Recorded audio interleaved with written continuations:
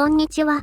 この動画は Unreal Engine 5用ダンジョン生成プラグイン、ダンジョンジェネレーターのチュートリアル6回目です。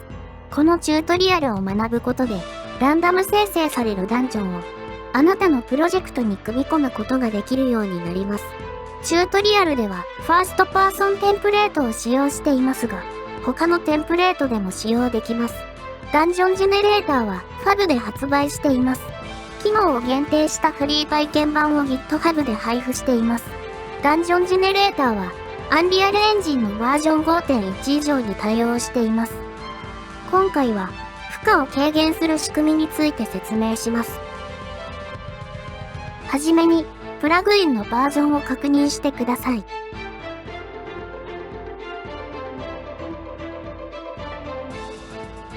バージョン 1.7.5 で処理効率が大幅に改善されました。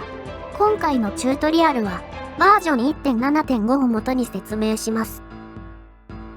負荷軽減の中核になるのがダンジョン、メイン、レベル、スクリプト、アクターです。確認するには、レベルスクリプトを開き、親クラスがダンジョン、メイン、レベル、スクリプト、アクターになっていることを確認します。アクターを有効化する範囲のスケール、ポイントライト、スポットライトが落とす影の数、負荷制御の有効性、デバッグ情報の表示、止水台のデバッグ表示、負荷制御の状態を確認するため、デバッグ情報の表示を有効にします。インスタンスドメッシュは、ダンジョンシステムとは別に、負荷軽減の仕組みを持っていますので、スタティックメッシュに切り替えて、ダンジョンシステムの状態をわかりやすくします。では、実行します。操作を切り替えて全体を見てみましょう。赤い枠がアクティブなグリッドを表しています。黄色い枠がプレイヤー周辺。青い枠が非アクティブなグリッド。ゲームに影響のありそうなグリッドのみアクティブになっています。サブレベルは制御の対象に含まれません。見えている範囲である止水台を表示します。止水台は視点が視点になっているので見づらくてごめんなさい。操作を変えて離れて見てみると、おっと、ちょうど世界の外側を向いていたようです。位置と方向を変えて改めて見てみましょう。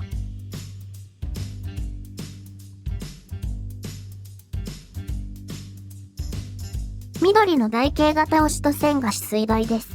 見えている範囲のグリッドのみ赤くなっていることがわかります。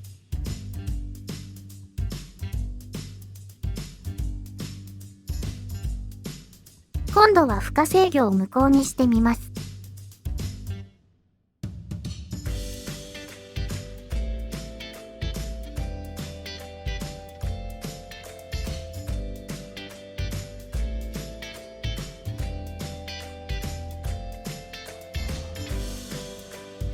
ダンジョン全体が表示されており、すべてのアクターが有効化されていることになります。敵などのアクターがいないので、負荷の大きな差がありませんが、スタット、ユニットで負荷を表示しましょう。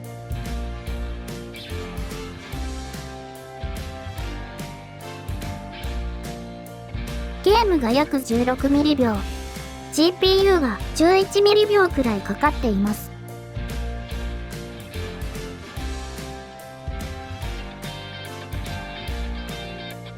負荷制御を有効に戻します。止水台のデバッグ表示も無効化します。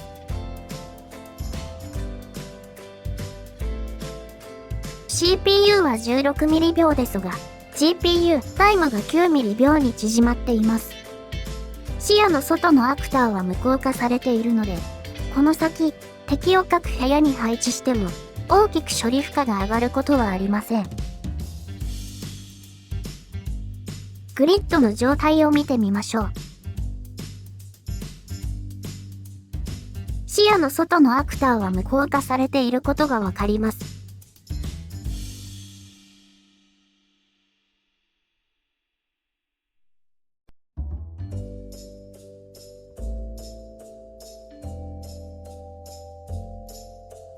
キャラクターへ負荷制御機能を追加する方法を説明します。通常通り、キャラクターブループリントを作成します。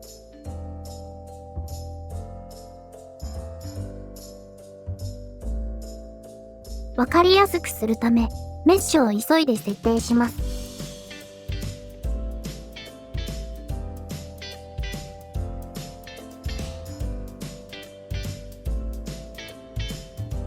準備が整いました。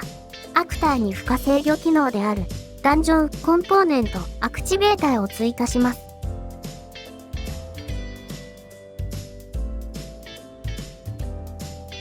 アクターのティックの有効性、AI の有効性、コンポーネントの有効性、コンポーネントの可視性、ポイントライトとスポットライトの影の制御、コリジョンの有効性、制御対象を選択できます。有効になるポイントライトとスポットライトの影の数は、レベルスクリプトのパラメータで指定します。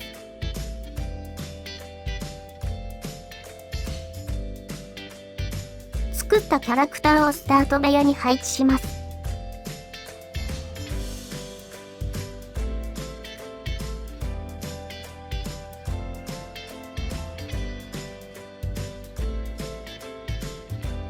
この辺にしようかな。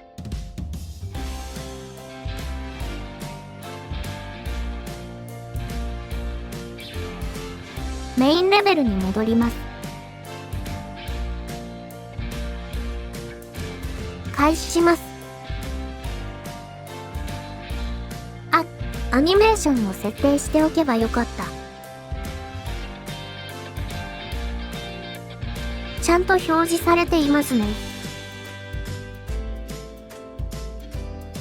キャラクターから離れて、非アクティブになるか確認してみましょう。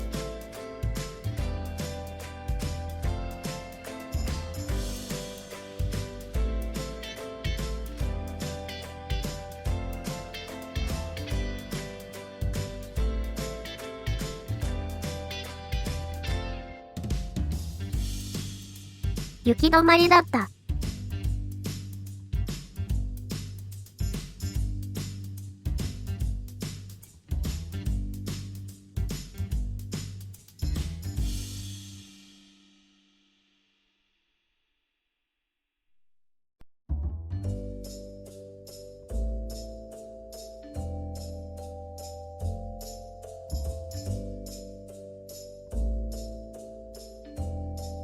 この辺でいいかな？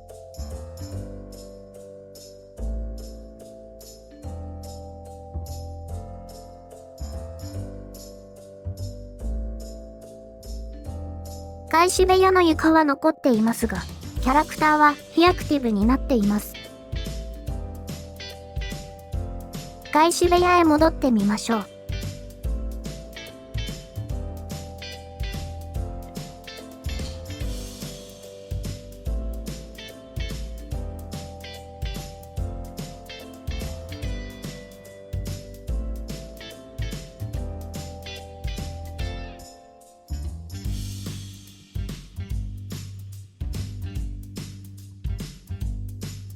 キャラクターが表示されています。表示以外に、アニメーション、コリジョン、AI を制御するので、ダンジョン全体の負荷を下げることができます。食台のポイントライトの影が落ちていないことに気づいていましたか？実は、ポイントライトの影は、非常に重たい処理の一つです。多くの光は、特定の方向を向いていますが、ポイントライトは、全方向に光が進むので、影も全方向分計算する必要があります。そこで、ダンジョンシステムとして、影響度の強い影を優先する仕組みを用意しました。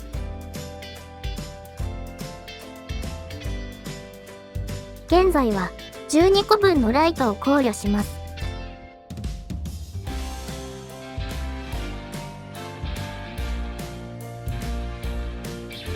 柱の側面に影が落ちているのがわかりますか？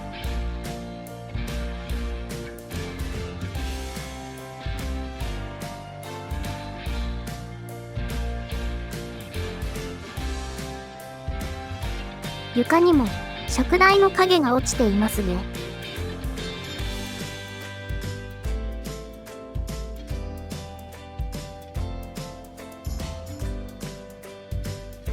この床には3つのライトの影が落ちていることを覚えてください。影の制御をわかりやすくするため、最大数を1に設定します。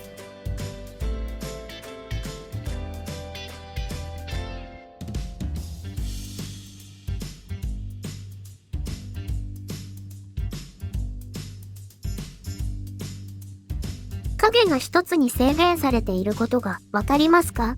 システムが最も影響しそうなライトの影のみを有効にしています。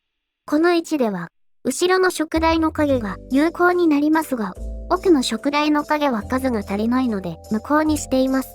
そして、前に進むと、正面の食台の影を優先しています。この最大数は、ターゲットになる PC のスペックによって変更してください。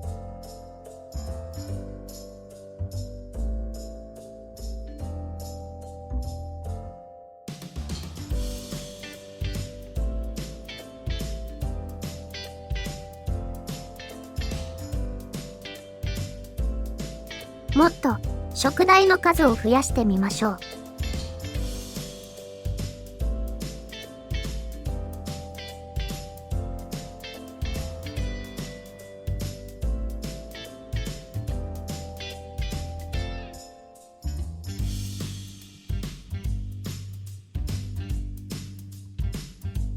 光と影が入って良い雰囲気になりました。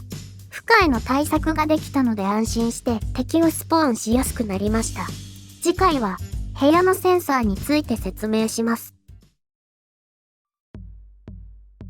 いいねやコメントどうもありがとうございます。少しずつフォロワーさんが増えてきてくれて大変励みになっています。ドキュメントへのリンクは概要欄をご覧ください。質問は Discord や GitHub のディスカッションにお願いいたします。また、アートに関すること、機能に関することなどご意見も大歓迎です。ご視聴ありがとうございました。